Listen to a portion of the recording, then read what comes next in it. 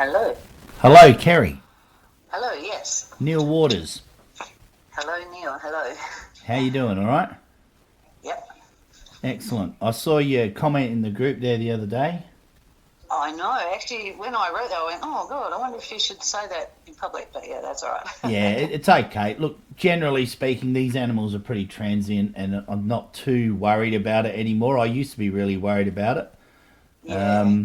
but honestly, these things are so hard to catch. Any hunter who's got the time to go out there and chase that down for a week to find it, Yeah. with hound dogs, be my guest. I don't think you're going to get them in a hurry. So. Oh, wow. I know what you mean, especially if they've managed to survive all this time and we've put them down as extinct. I think they must be pretty good at hiding. Yeah, they're pretty wily. Absolutely. Is your sister with you today as well or not? Not, no, she's away at a beach house, so yeah. Oh, poor her. Yeah, yeah, I know, lucky thing. Especially it's a nice day today, so nice weather here in Perth. Yes. Excellent. Yeah, it's not too bad down here in Tassie at the moment. We've had a bit of rain still, but it's bearable. It's warmed up a little bit. It's not as frosty. Oh, that's good. Yeah, I always imagine Tasmania to be pretty cold all the time, but no. Yeah, it is, but occasionally it's not frosty. Yeah, oh, wow. I know, I'd love to see. I've never been to Tassie. It's one state of Australia. Yeah, I haven't been. Ah, okay. So this happened Sunday week ago, wasn't it? Yeah, well, I think it was the Monday night. Oh, I it checked was a the Monday. diary. I Okay. remember I wrote it in there. I thought, oh, I'll forget this for sure. So I did write it in there. So that's the 29th of August 22. Yeah, that's when it was, yeah. Excellent. Let's hear it. I know, so yeah, I know. I've talked with my sister a little bit actually because I realised that she didn't break it all when I thought of the incident, and I went, "Oh, we could have hit it." Yep. It was that Like, that would have close. been terrible. Sorry. It was that close. Oh, actually, and talking with her, I realised because we saw it so clearly in my mind, it was like right there in front of the car. But then thinking of it sensibly, no, it was ahead of us a bit. It was probably. I don't know meters, but 3 or 4 meters away, kind of, or maybe more than that. I don't know, but it managed to zoop across in front of the car without us hitting it. Yeah. So about 10 or 15 feet. Yeah, I guess so. Yeah, ahead of us, kind of like you could see it clearly. That's why I'm so sad she hasn't got a dash cam because we would have just captured that footage. Yeah, perfect footage of it. Because having never seen one except in pictures, as soon as we saw it, we both looked at each other in shock and. That wasn't a dog, a cat, or a fox. No, it was a Tassie tiger. Okay, so what time of day was it?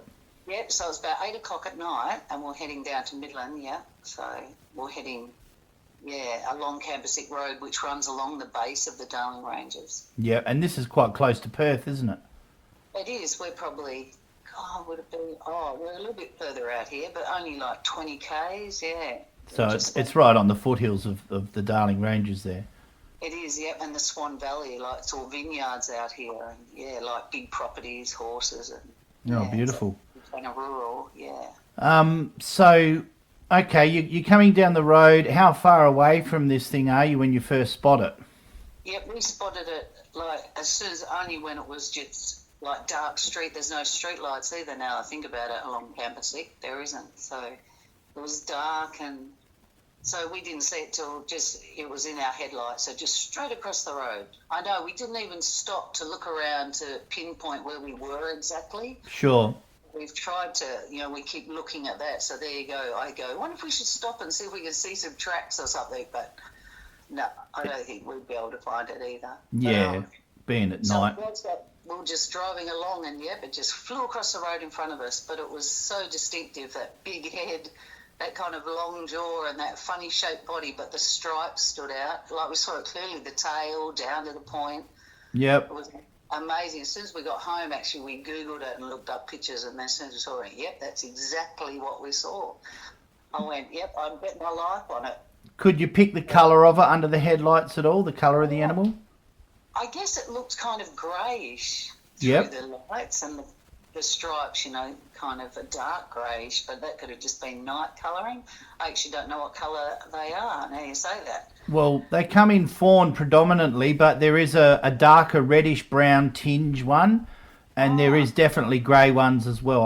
I've actually seen a grey pelt in the Adelaide Museum when I was allowed out the back to have a look at the collection. Oh, wow, yeah. I don't know if it was grey, though. That's, I mean, it could have just been that night light kind of, yeah. Yeah, sure, sure. Headlights, but, yeah. And what were you both in shock? Did you speak about it all the way home, sort of thing, or? Oh, we did. We couldn't. It was like seeing a dinosaur. It was incredible. I kind of went, man, we just saw an extinct animal. Like, we just couldn't get over it. I felt like announcing it to the world straight away, running into the shop, go, oh my god, we just saw a Tasmanian tiger. But yeah, far out. Yeah, we were in shock because I went, that wasn't a fox, was it? And she went, no, that was. And we both just went, that was a Tasmanian tiger. How was that possible? So how fast were you going in that section of the road? So we were doing 80. That's why I think, when I think of it crossing in front of us, it was so sleek. It was almost like it could have been a film footage. Like it just whooshed across the road, just like, boom, yeah, just straight across in front of us.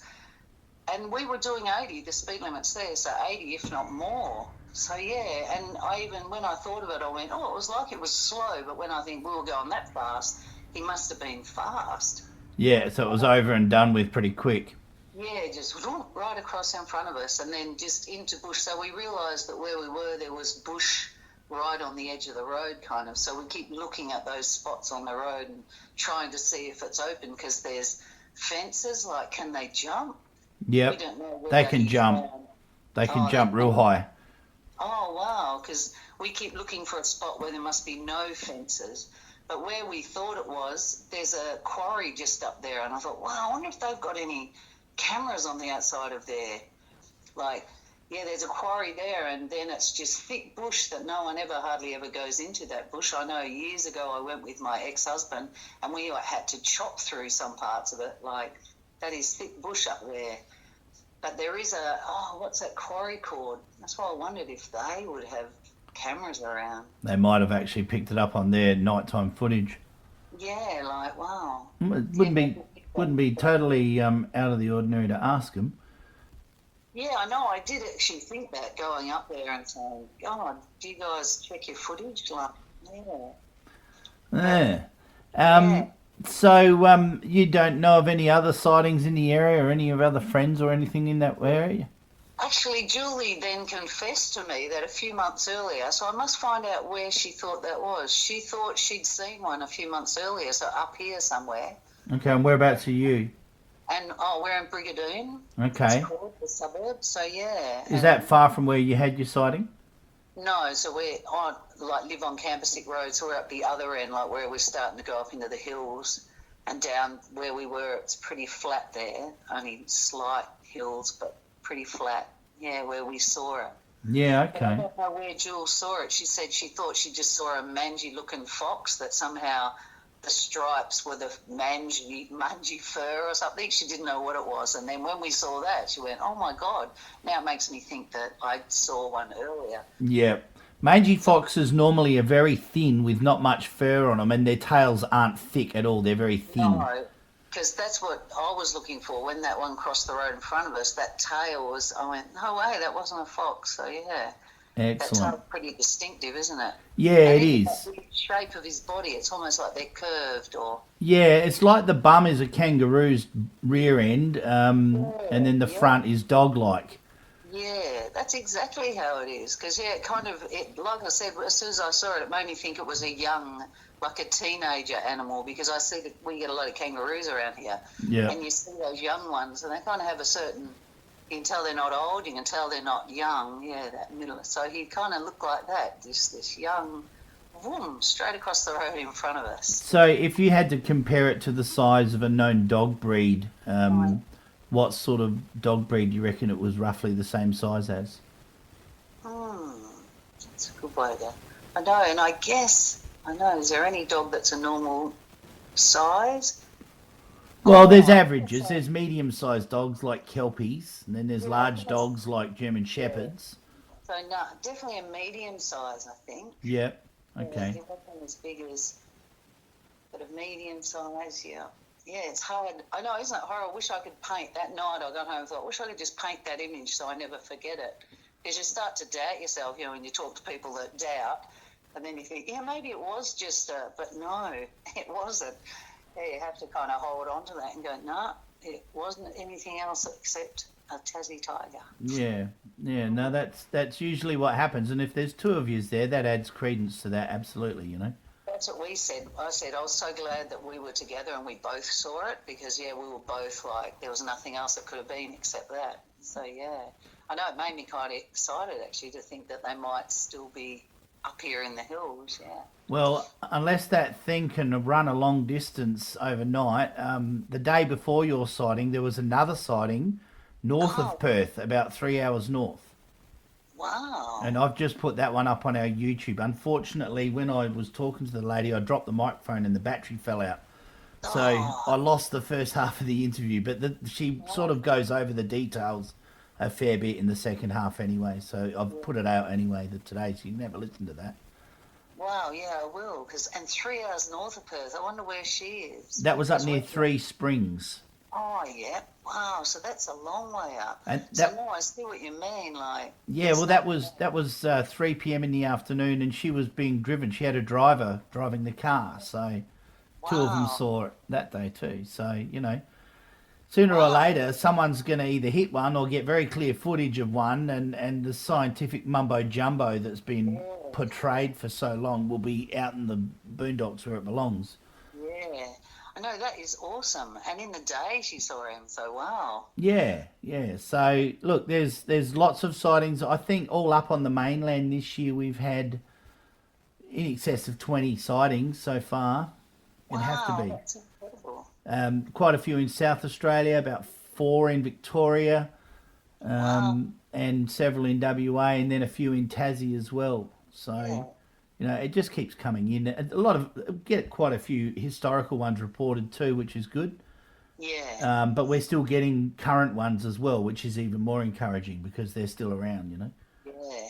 Wow, isn't that so exciting? It's so wonderful. Yeah, it's bewildering though when you see how adamant they are that they're going to clone this thing because it's extinct, and it's just like, man, there's got to be a corruption in that science somewhere. Why can't they just spend $5 looking for it? You know, I know. there's Yeah, an that's true. absolute resistance to look for it. Yeah, that's so odd, isn't it? I think Yeah. scientists just want to be God or something. Yeah, Well, you got to start thinking that maybe there is a bit of that complex going on there somewhere. So, yeah, yeah, but yeah. Wow. And anyway, yeah, I wondered that. I even thought of where the area was. I thought if I was rich, I'd go and buy a little night camera and set it up myself and see. Because I wonder if they stay in their place. That's what I wondered, if he's around this area somewhere, so this is where he lives. yeah, well, because they were never really properly studied in the wild when they were common in Tasmania.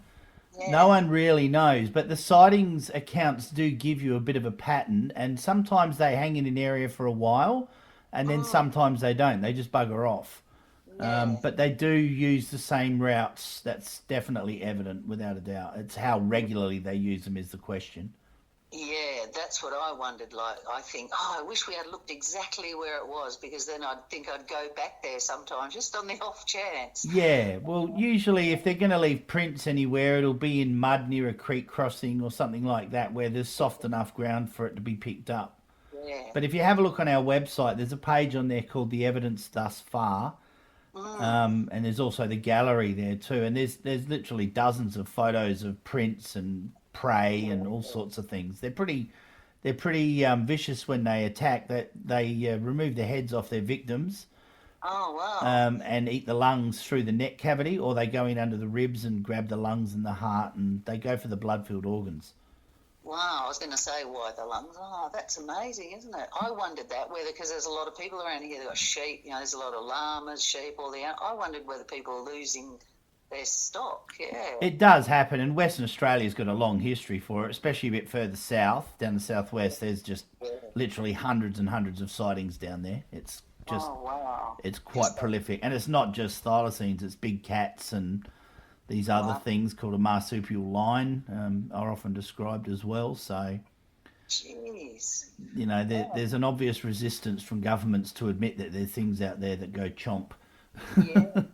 Yeah, no, I guess they don't want to mess up the tourist trade, do they? Yeah. Yeah, well, if they admit it's there, they're going to do something about it. It's going to cost them money. See, so That's true, yeah. I know we even thought of when we saw it like, oh, we should tell the zoo, but then I thought, no, imagine if they got them, they'd just want to put them in captivity again. I'd much rather think of them out there running around.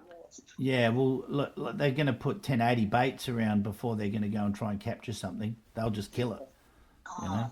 And in South Australia and other parts of Australia, they do aerial baiting with that shit. They just drop it from planes. Oh my God, isn't that in the disgusting? wilderness. Yeah, it's pretty horrific, but this is cost-effective pest management is what I would call it. That's what it's called. But the off-target damage is always horrific with baiting programs. It can't be helped. It's disgusting, isn't it? It makes me mad to see them even spraying the edges of the roads here still. I think, why do they do that? Yeah, well, that's cost-effective management as well, basically. That's what it comes down to. And to a degree, I get that, but when it comes to dropping poison baits from the sky all over the landscape, I start to question that kind of science. That's pretty dodgy. That is dodgy, isn't it? Because how do they know what they're killing? God, Yeah, well, eagles, owls, lizards, lots of things get taken out in those 1080 programs that aren't targets, but, they just get in the way. So, but anyway, well, look, thanks very much for your sighting. It's great to get the info. If your sister or you have any other information, by all means, feel free to get back to me. Excellent. Yeah, I will. And I'll check with Jules where she thought she saw it that few months ago, just see if it was in this area. Yeah, no worries. And you got no problem with me putting this on our YouTube as an interview? No, that's fine. Yeah, that's all right. fine. No worries. Just thought I'd ask her to make sure. Yeah, and I hope I gave you enough information. I guess that was it, isn't it? Just flew across in front of us. Like yeah, you've probably only seen it for 2 or 3 seconds, but you saw it clear as a bell when you saw it. Yeah, clear as. Excellent. Yeah. All right, no worries, Kerry. Thanks very much for your time. Good luck and thank you. Cheers. Okay. Thank you. Bye. Bye-bye.